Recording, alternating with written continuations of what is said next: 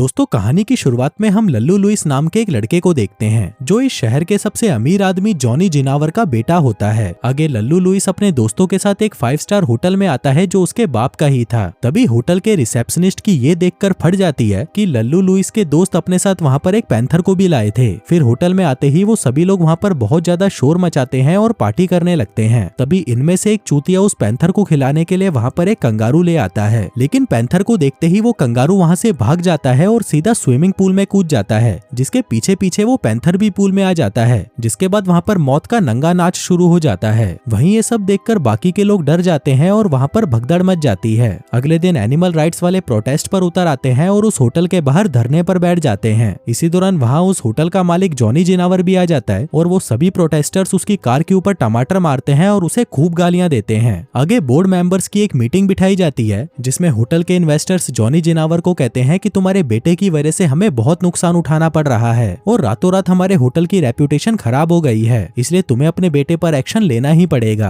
अब इन्वेस्टर्स की बातें सुनकर जॉनी जिनावर तुरंत अपने बेटे लल्लू लुइस के पास जाता है, लेकिन वो तो इस वक्त एक नंगी लड़की के साथ सो रहा था। तभी जॉनी उसे उठाकर उससे पूछता है कि भीड़ के लिमंड तूने ऐसा क्यों किया। लल्लू लुइस कहता है क्योंकि मुझे ये करने में बहुत मजा आता है और मैं ये आगे भी करूंगा। दरअसल उसे अपने बाप के पैसों पर बहुत घमंड था और साथ ही उसे ये भी पता था कि कोई भी उसके झांट का एक बाल भी नहीं उखाड़ सकता। अब उसकी ये बातें सुनकर जॉनी जिनावर गुस्सा हो जाता है और वहाँ से वापस जाते वक्त वो अपने बेटे के कपड़े उठाकर उसे कचरे में फेंक देता है। हम देखते हैं कि वो अपने बेटे की हरकतों की वजह से बहुत परेशान हो चुका था और उसे कुछ समझ नहीं आ रहा था कि वो इस गधे की गींड को सुधारने के लिए क्या करे। फिर रात को जब वो अपने घर पर होता है तब उसकी गर्लफ्रेंड मुन्नी मस्तानी उस पर बहुत गुस्सा करती है। दरअसल उन लोगों को आज एक इवेंट पर जाना था, लेकिन जॉनी जिनावर टाइम पर घर नहीं पहुंचा, जिस वजह से उनका वो इवेंट मिस हो गया था। तभी जॉनी जिनावर मुन्नी मस्तानी को अपने बेटे की हरकतों के बारे में बताते हुए कहता है कि मैं इस लड़के से बहुत ज्यादा परेशान हो चुका हूँ, मुझे कुछ समझ नहीं आ रहा मैं इसे कैसे सुधारूं। तभी मुन्नी मस्तानी उसे समझाते हुए कहती है कि तुम्हें ऐसे हिम्मत नहीं हारनी चाहिए और तुम्हें अपने बेटे को सुधरने के लिए थोड़ा और समय देना चाहिए। फिर अगले दिन जॉनी जिनावर अपने एक घनिष्ठ दोस्त बाबा सतमोला से मिलने जाता है जो एक फिल्म डायरेक्टर था और अभी वो एक एड की शूटिंग कर रहा था। आगे वो उस एड को जॉनी जिनावर को भी दिखाता है, लेकिन उसे वो एड अच्छा नहीं लगता।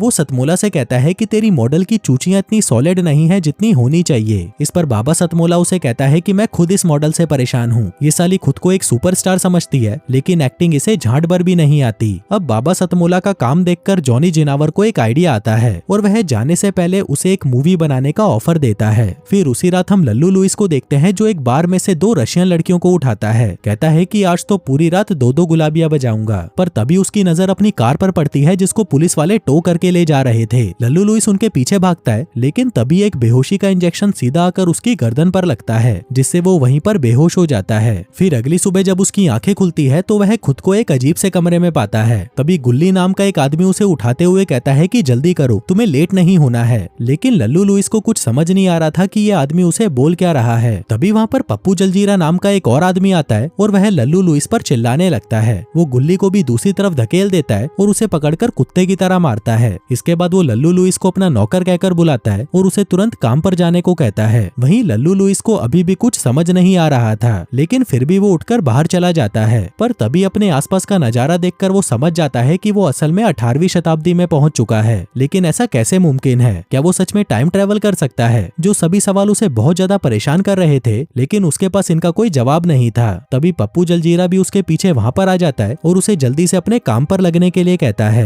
आगे लल्लू लुइस गड़बड़ घोटाला नाम के एक आदमी को देखता है जो इस गाँव का मुखिया था और अभी वो हगने जा रहा था, लेकिन उसे बहुत जोर की लगी हुई थी, इसलिए वो वहीं पर एक बाल्टी में ही हग देता है। जिसके बाद एक डॉक्टर उसकी टट्टी को गौर से चेक करता है और उसे उसकी सेहत के बारे में बताता है। वहीं ये सब चीजें लल्लू लुइस भी देख रहा था, जिसको देखकर उसे लगने लगता है कि वो किन बिजली गिंडों के बीच में फंस चुका है। इसलिए वो जल्दी से वहाँ से भाग जाता है और जंगलों में घुस जाता है। तभी उसे रास्ते में भेड़ियों का एक झुंड घेर लेता है, जिनको देखकर वो अपना रास्ता बदल लेता है और दूसरी तरफ भागने लगता है। पर वहाँ पर उसे विशुद्ध शुक्राणु नाम का एक आदमी मिलता है जो अपने कुत्तों के साथ उसका पीछा कर रहा था। वहीं भागते हुए लल्लू लुइस एक कीचड़ की दलदल में जा गिरता है और तभी वो सभी कुत्ते उसे घेर लेते हैं। आगे विशुद्ध शुक्राणु उसे कहता है कि अगर तुमने फिर से यहाँ से भागने की कोशिश की तो मैं तुम्हें मार डालूंगा। दरअसल विशुद्ध शुक्राणु गड़बड़ घोटाले का बेटा था और इसी वजह से वो लल्लू लुइस को ढूंढ रहा था। इसी दौरान वहाँ पर विशुद्ध शुक्राणु की बहन ओए हुए जवानी आती है और उसे समझाने लगती है कि इस तरह से नौकरों से बर्ताव करना अच्छी बात नहीं होती। आगे गड़बड़ घोटाला अपने बड़े से मेंशन से बाहर आता है और फिर वो सभी लोग लल्लू लुइस को वहाँ पर छोड़कर चले जाते हैं। तभी वहाँ पर हम एक पक्षी को देखते हैं जो असल में एक ड्रोन होता है और यहाँ पर हमें पता चलता है कि लल्लू लुइस तो वहीं पर है और उसने कभी भी टाइम ट्रेवल किया ही नहीं। दरअसल ये सब एक मूवी का सेटअप है जिसको जॉनी जिनावर का दोस्त सतमोला डायरेक्ट कर रहा था। तभी बाबा सतमोला जॉनी जिनावर से कहता है कि इस मूवी का सेटअप जंगल में लगाना ठीक नहीं है क्योंकि यहाँ पर जंगली भेड़ियों का बहुत ज्यादा खतरा है। लेकिन जॉनी जिनावर को अपने बेटे को ये सब रियल दिखाना था, इसलिए उसके हिसाब से ये जगह परफेक्ट थी। इसके बाद हम देखते हैं कि एक सीन को पूरा करने के बाद वो सभी एक्टर्स आगे के सीन की तैयारी करने लगते हैं। वहीं दूसरी तरफ हम लल्लू लुइस को देखते हैं जो गड़बड़ घोटाले के किचन में आलू छील रहा था। तभी वहाँ के नौकरों से बात करने पर उसको पता चलता है कि ये 1802 का साल है और अभी भी फ्रांस पर राजाओं का शासन चल रहा है। तभी लल्लू लुइस उनको बताता है कि मैं भविष्य से यहाँ पर आया हूँ, जो सुनकर सभी नौकर हैरान हो जाते हैं और ऐसा दिखाने लगते हैं जैसे उन्होंने इस बारे में पहली बार सुना हो। तभी लल्लू लुइस उन्हें कहता है कि मैं जिस तरह से यहाँ पर आया था शायद उसी तरह से मैं वापस भी जा सकता हूँ। जो कहकर वो दौड़ता हुआ बाहर जाता है और एक घोड़ा गाड़ी से टकरा जाता है जिससे उसके सर पर चोट लग जाती है और वो वहीं पर बेहोश हो जाता है। तभी गुल्ली उसके पास आकर उसे उठाने लगता है लेकिन लल्लू लुइस होश में नहीं आता।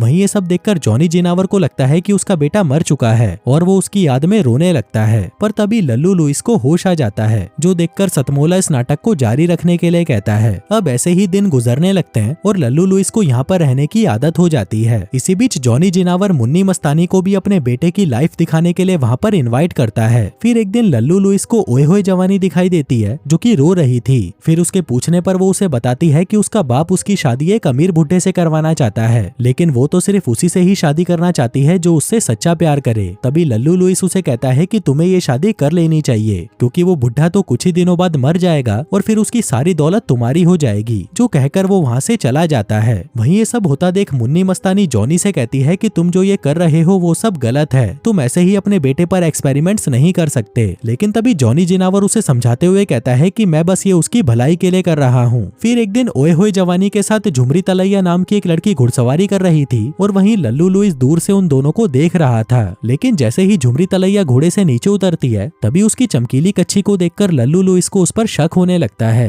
तभी वो भागकर उसके पास आता है और उसकी चमकीली कच्छी को देखने की कोशिश करता है, पर तभी झुमरी तलैया उसे धक्का दे देती है और वहाँ से चली जाती है। हम देखते हैं कि झुमरी तलैया ने एंड मौके पर अपनी कच्छी उतार ली थी। वहीं ये सब सतमोला भी स्क्रीन पर देख रहा था और वो अपने कॉस्ट्यूम डिजाइनर्स पर बहुत गुस्सा करता है। उधर मुन्नी मस्तानी से अब ये सब और नहीं देखा जा रहा था, इसलिए वो जॉनी जिनावर से कहती है कि अब तुम लल्लू लुइस के साथ ये सब करना बंद करो। जो कहकर वो वहाँ से जाने ही लगी थी कि तभी वो देखती है कि लल्लू लुइस झुमरी तलैया से माफी मांगने उसके पास जाता है। जो देखकर झुमरी तलैया को लगता है कि शायद इस नाटक से वो सुधर सकता है। आगे लल्लू लुइस झुमरी तलैया से माफी मांगता है और झुमरी तलैया भी उसे माफ कर देती है। इसके बाद जॉनी, सतमोला और मुन्नी मस्तानी लंच ब्रेक में आगे की कहानी को डिस्कस करते हैं, जहाँ पर सतमोला कहता है कि क्यों ना हम लल्लू लुइस की ओए हुए जवानी के साथ सेटिंग करा दें ताकि वो अपनी लाइफ में सेटल होना सीख सके। पर तभी मुन्नी मस्तानी कहती है कि लल्लू लुइस तो पहले से ही झुमरी तलैया को पसंद करता है, लेकिन उसकी बातों पर कोई भी ज्यादा ध्यान नहीं देता। दूसरी तरफ गुल्ली लल्लू लुइस को जंगल में हो रहे एक फेस्टिवल में लेके जाता है, जहाँ पर लल्लू लुइस सभी को एक मॉडर्न गाना सिखाता है और सभी के साथ डांस भी करता है। इसी दौरान ओए हुए जवानी भी वहाँ पर आ जाती है और उनको ज्वाइन कर लेती है।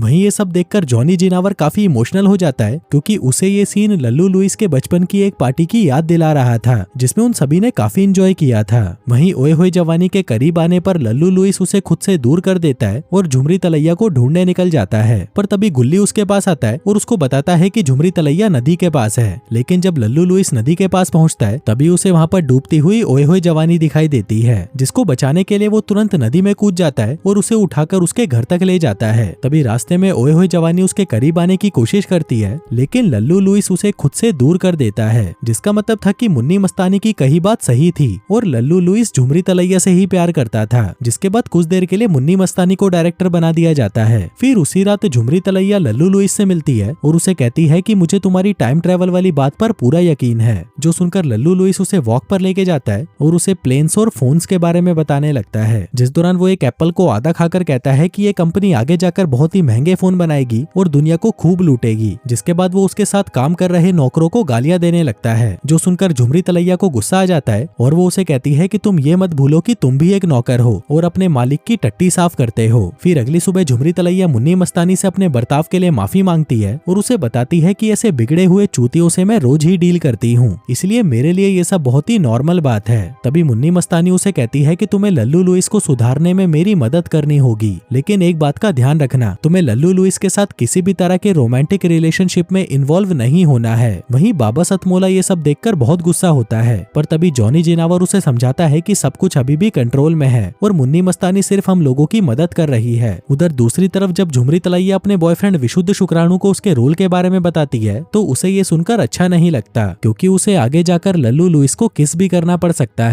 लेकिन विशुद्ध शुक्राणु उसे ये रोल करने से मना कर देता है, जिस वजह से उन दोनों के बीच में झगड़ा हो जाता है और उनका रिलेशनशिप खत्म हो जाता है। फिर रात को लल्लू लुइस गुल्ली से पूछ रहा होता है कि पुराने जमाने में लड़कियों को कैसे पटाया जाता है, जिस पर गुल्ली उसे कहता है कि तुम्हें किसी जानवर की तरह अपनी मर्दानगी को साबित करना होगा। जिसके साथ ही वो उसे भालू का डांस भी सिखाता है, जो कि बहुत ही वाहियात था। फिर अगले दिन लल्लू लुइस झुमरी तलैया के लिए वही भालू वाला डांस परफॉर्म करता है, जिसके साथ ही वो उसे हनी सिंह का वॉल्यूम 1 वाला गाना भी सुनाता है, जो सब देखकर झुमरी तलैया भी उससे इम्प्रेस हो जाती है। जिसके बाद लल्लू लुइस गुल्ली के पास जाता है और उसे थैंक यू कहता है, क्योंकि उसी की वजह से ही झुमरी तलैया उससे इम्प्रेस हो पाई थी। दूसरी तरफ जॉनी जिनावर ने काफी दिनों से अपने बेटे को करीब से नहीं देखा था, इसलिए एक रात वो गड़बड़ घोटाले के कपड़े पहनकर उसे देखने के लिए चला आता है। पर तभी उसे ऐसा करते हुए गुल्ली देख लेता है और जॉनी को वहाँ से वापस जाने को कहता है, क्योंकि उसकी इस हरकत से उनका सारा प्लान खराब हो सकता था, जिसकी वजह से उन दोनों के बीच में लड़ाई हो जाती है। और तभी लल्लू लुइस भी जाग जाता है और अपने बाप को देख लेता है, पर तभी गुल्ली उसे फिर से बेहोश कर देता है और फिर सतमोला वहाँ पर आकर जॉनी जिनावर को जबरदस्ती वहाँ से ले जाता है। फिर अगली सुबह लल्लू लुइस गुल्ली को बताता है कि उसने सपने में अपने बाप को देखा था।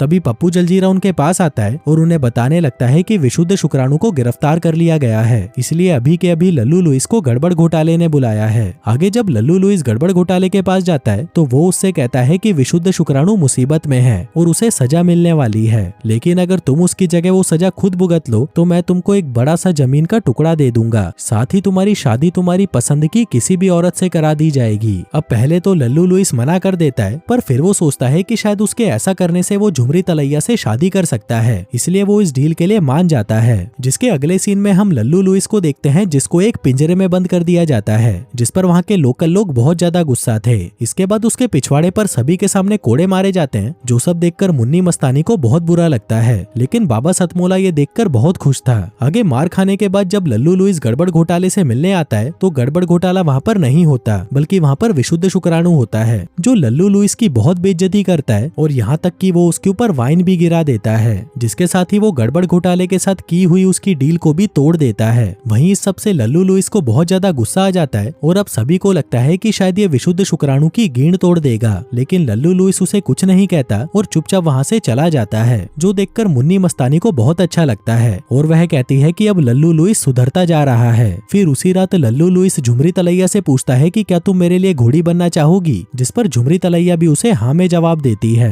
जिसके बाद वो उसे डिनर पर लेके जाता है, जो उसने खुद ही बनाया था। वहीं ये सब देखकर बाबा सतमोला कहता है कि अब ये स्टोरी बहुत ज्यादा बोरिंग हो रही है, लेकिन मुन्नी मस्तानी को ये सब अच्छा लग रहा था। फिर अगली सुबह जब झुमरी तलैया और लल्लू लुइस एक साथ थे, तभी लल्लू लुइस की नजर एक पक्षी पर पड़ती है जो अजीब तरह से उड़ रहा था, लेकिन तभी सतमोला के कहने पर झुमरी तलैया उसका ध्यान भटकाने के लिए उसे किस करने लगती है, जिसके बाद वो उसे बिना कुछ कहे वहाँ से चली जाती है। वहीं ये सब देखकर मुन्नी मस्तानी को ठीक नहीं लगता, इसलिए वो इस नाटक को यहीं रोकने के लिए कहती है, क्योंकि झूठ की बुनियाद पर बना हुआ रिश्ता सही नहीं होता। लेकिन बाबा सतमोला अभी ये सब बंद नहीं कर सकता था, जिस वजह से उसके और मुन्नी मस्तानी के बीच में लड़ाई हो जाती है और मुन्नी मस्तानी गुस्सा होकर वहाँ से चली जाती है। तभी जॉनी जिनावर भी सतमोला को ये नाटक खत्म करने को कहता है, लेकिन नाटक को खत्म करने से पहले बाबा सतमोला उस गांव में वाइकिंग्स की एंट्री करवा देता है, ताकि वो ये देख सके कि लल्लू लुइस की गींड में कितना दम बचा है। वहीं लल्लू लुइस के पास गुल्ली भागता हुआ आता है और उसे बताता है कि झुमरी तलैया मुसीबत में है, जो सुनते ही लल्लू लुइस सीधा गांव की तरफ भागता है। पर वहां पर पहुंचकर उसे पता चलता है कि वाइकिंग के एक लीडर ने झुमरी तलैया को अपनी पत्नी के तौर पर चुन लिया था और झुमरी तलैया भी मदद के लिए जोर जोर से चिल्ला रही थी।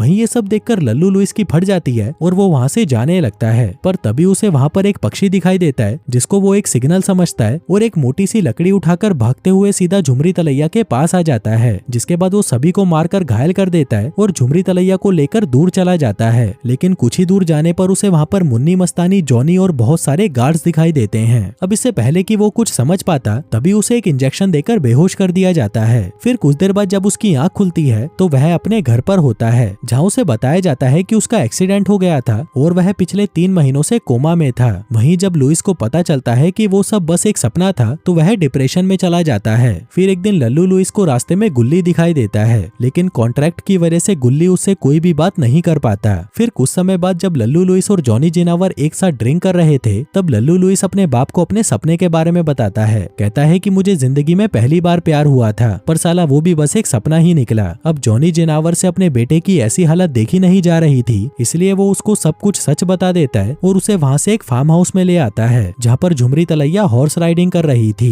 तभी एक दूसरे को सामने देखकर वो दोनों बहुत खुश होते हैं और एक दूसरे को वहीं पर पकड़कर चूसने लग जाते हैं, जिसके बाद जॉनी जिनावर भी मुन्नी मस्तानी के साथ अपने रिश्तों को ठीक कर लेता है। फिर कहानी के अंत में हम बाबा सतमोला को देखते हैं, जो अभी भी बिगड़े हुए बच्चों को सुधारने का काम करता है। और दोस्तों, इसी के साथ ही ये कहानी यहीं खत्म हो जाती है।